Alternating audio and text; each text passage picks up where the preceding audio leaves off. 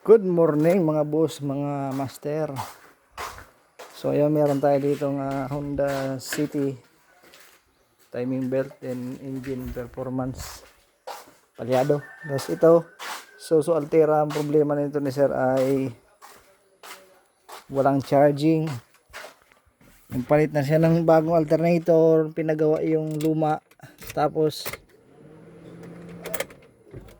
napansin ko lang dito,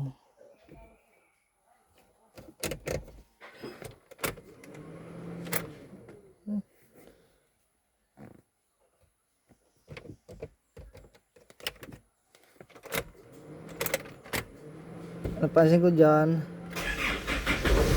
walang RPM. Yan, walang RPM, blackout yung panel. Yan.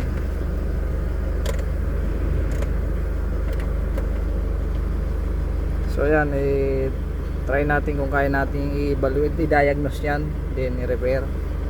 Ayan, all goods.